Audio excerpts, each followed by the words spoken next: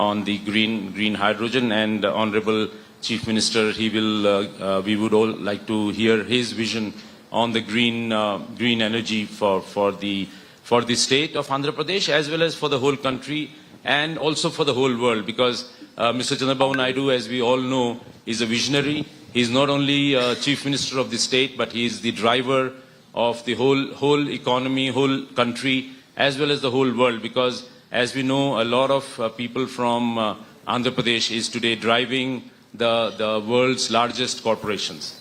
So I will stop here, and thank you very much once again. I think with minds like this present here, if they can all put their minds together, and if we can all work to our strengths, if each and every state is given that strength to work on its strengths, and if the union can help us work on our strengths, I see a big growth coming for all the states in India. Thank you, Ashwini-ji, for this. Thank you. Honorable Minister, Mr. Chaudhary. Thank you, Ashwini-ji. It has been a tremendous show of spirit and unity, representing all the best strengths and talent and skill, an opportunity that India represents, the power and capability of our youth, their competence to compete on global levels. All of this has been demonstrated by all the important leaders from all the states, our ministers from the center, led by chandrababu garu. I think everything has been said. From my side, I'll only say that the mandate I've been given in government is to work on the development of our youth, whether it's in education, schools, integrated through national education policy, going into higher domains, and then into the skill and technical and applied sciences.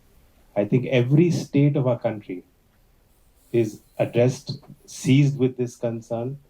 We are investing in our youth, and almost every forum, whether it's about sustainability, it's about geopolitical issues, concerns, broader macroeconomic concerns, and WEF organizes so many events, sub-events. I think every event has talked about technology and skilling. So I'm very happy. In a way, we're all winning. If WEF is talking about skilling, then we're all winning. Thank you.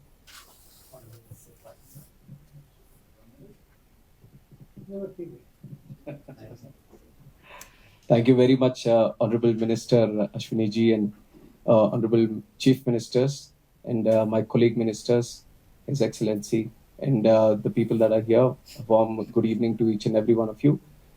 So, putting the cold aside at Davos, the reception at WF has been excellent, very warm. So I would like to thank the WF also for organizing a fantastic event. And in fact, I would like to thank our Honorable Prime Minister for choosing one of the best teams that could ever come to Davos. It's a mix of both experience and youth. So this whole mix is a very deadly combination, and I think that is what we have been able to witness here at Davos itself. And how countries use the platform at Davos, it has been always a kind of a promotion for the countries to showcase their strengths, to showcase the opportunities that they have. But as we were going through the events that were organized here, we have seen that much of the promotion that India needs has already been done by our Honorable Prime Minister Narendra Modi ji. We have been elected for the third time NDA government in India. That itself shows the kind of confidence the people of India have on the leadership that India has today. And that in itself has been able to let us create strong policies so that the country moves forward. And that has been the unique strength that India possesses today. And India is being observed thoroughly and is being watched at what decisions that are being done in the country so that they can convert into opportunities for other countries today. And I think that's a great platform for all of us, and especially in terms of civil aviation also, like the topics which are taking the priority right now, which is sustainable aviation, and also how do we involve AI, the deep tech, into running our airports, offering better services to the passengers, increasing our infrastructure so that it can cater for the 10 to 15% growth rate that we are seeing in civil aviation.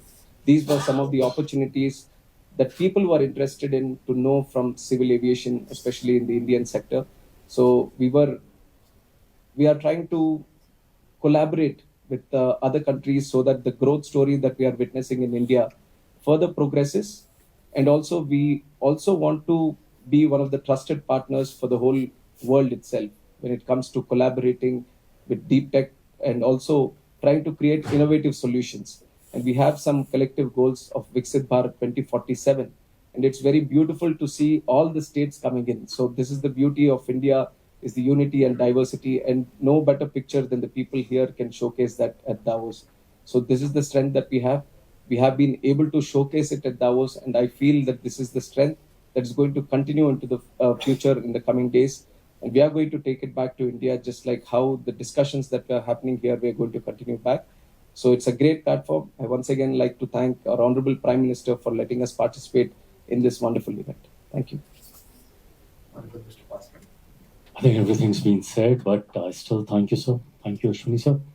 Respected chief ministers, my colleagues, central ministers, ministers for different states, His Excellency, dear friends, thank you so much. I think this is the beautiful picture of one India which my Prime Minister has always imagined.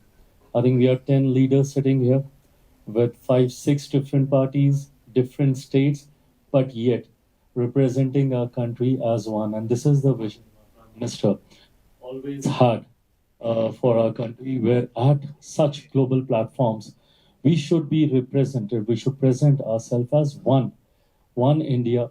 And I think this has been done beautifully here at Davos. This is my first time here at Davos, but then the kind of reception that we have seen, and I think a lot credit, and the only credit goes to my Prime Minister, the way he has in the past 1 decade, the way India in front of all the other developed countries, the way it has emerged as one of the fastest growing economy, as one of the fastest developing countries, has given us that respect. You know, I think all my colleague ministers will agree to this when I say, when we go to different platforms, when we go to different meetings where the global leaders are there, heads of various other countries are there, the kind of respect that we get and the way they look up to us, not only in terms of investment, but also in terms of exchanging technologies, exchanging ideas, innovations, and the way they look at India, you know, as the future destination. I represent one of the very important sector of food processing, and the kind of interactions, not only one-to-one, but even at in the panel discussions and the roundtable talks, I could sense that everybody is looking at India as a future. Also, my Prime Minister has this vision that eventually India should present itself as global food basket. And that's exactly what we are working at. I know India's got that potential. We have those capabilities where we have everything in abundance. We have to just convert it into opportunities now. And I think we have that capabilities where eventually India will not only take care of the hunger of our country, but also will cater it to the world also, making sure the food security as well as food safety globally. And this is what is the vision of my Prime Minister. And I think I have had some wonderful feedbacks to take back to our country. And I'm very, very hopeful that coming years are going to be years for India. Thank you so much. Thank you. Honorable Mr. Amaravati.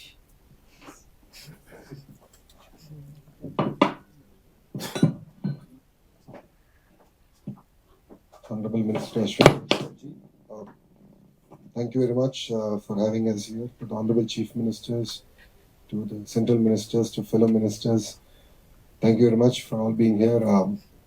I think we represent a unified India. The Honorable Prime Minister always said that strong states make strong nation, and we are a clear indication of that. While we compete with each other for investments, but we stand with one voice, that is India first. If you look at it, I think India is now at that cusp of setting standards. I lead education in the state of Andhra Pradesh, and I've seen that under the leadership of the Honorable Prime Minister, a lot of work has already been done in microcredits, in skill development, and setting standards, which we believe can now actually be taken to the world. So it's very exciting times. As Honorable Minister Ramu Naidu has said, though it's cold Davos, the reception is exceptionally warm. We truly believe together that next 25 years at least is India's 25 years. And together we all should deliver on the vision of the Honorable Prime Minister, which is Vikasit Bharat 2047, that India should be either one or number two in terms of economy. So thank you very much, Ashwini for giving us this amazing opportunity. Jai Hind. Thank you. Friends, we'll now take questions. My request will be please introduce yourself, and also if you have the question directed at any specific Honorable Minister, then please do state that in your question. You can start from the right. Yeah. Thank you very much. So once again, I'm Aline Bassa from Le Temps, a Swiss media based in Geneva. And I have two types of questions. The first one concerns the free trade agreement that you have signed with Switzerland a few months ago. What do you expect from this agreement, and what did you achieve during the week here in this direction? And the second one is linked to Donald Trump, of course. What kind of impact do you expect of India economy with this second Trump administration, which is not so unfriendly to India, if I'm not wrong? So thank you. Thank you for your questions. Switzerland and India have been very important strategic partners for quite many decades, many years for now. We have a relationship of trust. We share so many common values, the values of democracy, the values of mutual trust, the values of peace, the values of being friendly to everybody. Those values are common values that we have been sharing for many decades now. And the free trade agreement that we have signed is, in a sense, progression of those sentiments, progression of those values. We believe a lot in so many sectors in which we think that we can have a win-win relationship, whether it is technology, whether it is startup, whether it is food processing, whether it is tourism, whether it is skill development, education, multiple sectors we see as very good scope, and many of the MOUs which have been signed by various honorable ministers and chief ministers from states as well as from the government of India are a reflection of that. I'll come to the second question. Our relationship with US has evolved over the last 10 years in a very mature way. We are co-developing many technologies. We are co-creating many products. We have taken up many joint research programs, and we are part of the Quad, where we have common interests in the security of the world. We have common geostrategic interests, and we believe that this transition which has happened in the US will be very important for the entire world, and it will of course be very important for India.